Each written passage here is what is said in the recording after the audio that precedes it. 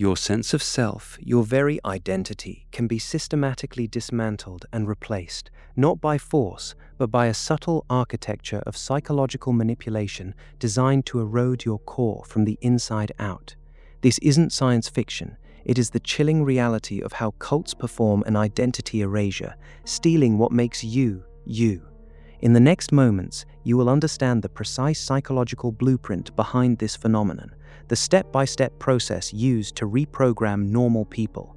Recognizing this blueprint is not just academic, it is your essential defense against covert influence and coercive control in every facet of your real life, shielding you from mechanisms most people never even recognize are at play. The insidious process of identity erasure begins by creating a profound psychological vacuum. Imagine, if you will, an isolated chamber where the air slowly thins. The initial stages are often cloaked in an embrace so warm, so overwhelmingly positive, it feels like pure salvation. This is what we call love bombing, an intense, almost intoxicating deluge of affection, praise, and belonging that quickly eclipses any prior social connections. You are told you are special, unique, finally understood. This isn't just flattery, it's a strategic overwhelming of your emotional landscape, designed to short-circuit your critical defenses and attach you quickly to the new group or individual. It creates a powerful sense of obligation and an emotional high that becomes addictive. Simultaneously, a subtle but relentless campaign of isolation begins. It's rarely explicit. Instead, your old relationships, family, friends, former colleagues, are gradually delegitimized. They are painted as misunderstanding, negative, or even toxic influences that hold you back from this new, enlightened path.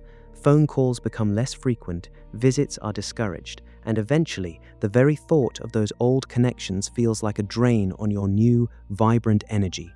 This is not about physically barricading you. It is about psychologically discrediting your external support network until you feel like you have nowhere else to turn.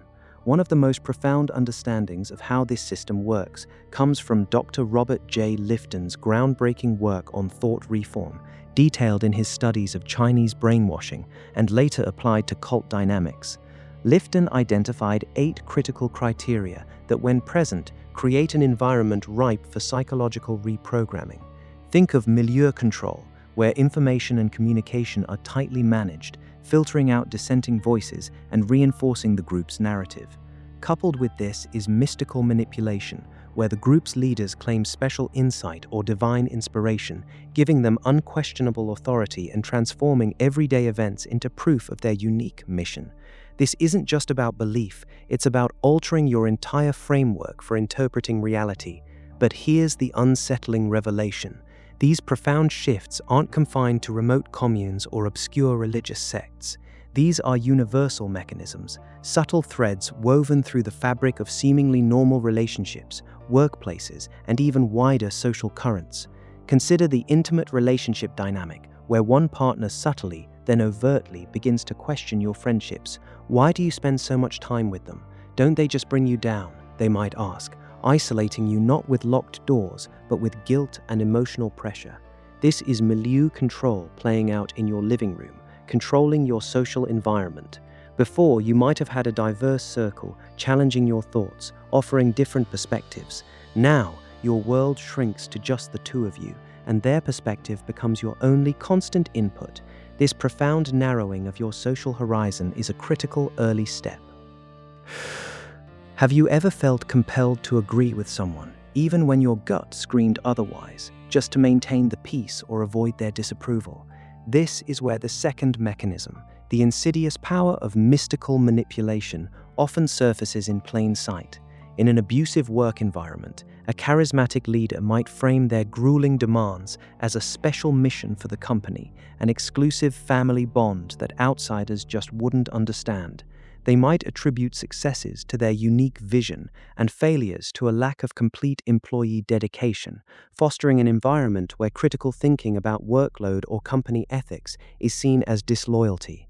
You begin to question your own judgment, internalizing their narrative as the only truth. Before, you were an employee with boundaries. Now, you're a family member whose personal life is indistinguishable from your professional one. Your sense of a distinct, autonomous professional identity vanishes. Social psychologist Robert Cialdini's work on the principle of commitment and consistency offers a chilling explanation for how this insidious erosion takes hold. People have a deep-seated psychological need to be consistent with their previous actions and commitments. A manipulator understands this. They start with small, seemingly innocuous requests, a minor adjustment to your schedule, a small donation, a subtle shift in your opinion on a minor point. Once you agree to these small things, you are more likely to agree to larger, more significant demands later, not because you've been forced, but because you're internally driven to maintain consistency with your increasingly compromised sense of self. Your original identity, which might have said no to that first request, is slowly overwritten by a new identity that consistently says yes to the group or individual. It's like a slowly turning ratchet, each click imperceptible, until your autonomy is completely bound. The chilling truth is, these dynamics are not rare. They are shockingly common, operating just beneath the surface of everyday interactions, slowly chipping away at personal boundaries until nothing remains. The question then is, how do you recognize these psychological architects of influence and defend your own mental sovereignty? Here are 3 specific ways. First, recognize the soft exclusion. Pay critical attention to any individual or group that subtly, or not so subtly, begins to discourage your existing connections. Do they consistently find fault with your friends? Do they demand increasing amounts of your time, making it difficult to maintain other relationships? Do they react negatively when you speak about your family? These are not signs of devotion. They are tactical moves to create reliance solely on them. Your defense here is to intentionally maintain diverse relationships. Actively seek out multiple perspectives, even if it feels uncomfortable. Make it a non-negotiable personal policy to regularly connect with people who are not part of this new, intense connection, and listen carefully to their observations, even if they initially feel critical. They might be seeing something you're being conditioned not to see. Second, spot the escalating loyalty test. Manipulators rarely demand everything at once. Instead, they present a series of small, seemingly reasonable requests for commitment that gradually increase in intensity and personal cost. This could be giving up a hobby, changing your appearance, making significant financial contributions, or adopting their exact worldview. Each concession makes the next one easier. Your defense against this is to practice psychological exit strategies.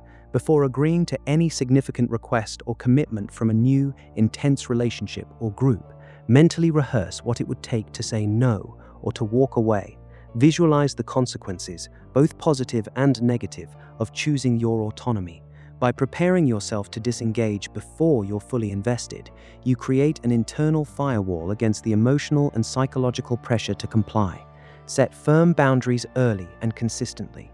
Third, and perhaps most crucially, cultivate an ironclad internal compass. This means rigorously interrogating your own thoughts and feelings, especially when they contradict the narrative presented by the group or individual. Ask yourself, is this truly my belief, or a belief I've adopted to fit in, to avoid conflict, or to gain approval? Practice critical thinking on everything, especially ideas presented as unquestionable truths. Why is this true? What evidence supports it? What evidence contradicts it? Prioritize your authentic self over belonging. Your gut instinct is not random. It's a profound summation of your life's experiences and values. Listen to it. If something feels off, acknowledge that feeling, dig into it, and refuse to rationalize it away for the comfort of acceptance. The moment you truly grasp these mechanisms, you won't just see cults as a remote, extreme phenomenon. You will begin to see the subtle, pervasive threads of this identity eraser blueprint woven through so many social interactions. You'll recognize the quiet isolation in a jealous partnership, the coded demands for loyalty in certain corporate cultures, the emotional blackmail in some friendships, even the echo chambers of online communities. The unsettling realization is that the underlying psychological processes are universal, applied at varying intensities, designed to diminish your autonomy and mold you into something you are not. But with this understanding, you are no longer a blind target. you are now equipped to detect the invisible architects of influence, to see the strings before they are pulled. This knowledge fundamentally shifts your perception of social dynamics, empowering you to protect your most precious possession, your independent self. The true power lies in seeing these mechanisms before they see you. Stay vigilant. The path to true autonomy is often paved with difficult truths, and the next step on this journey will reveal an even more profound layer of covert control that permeates your daily existence.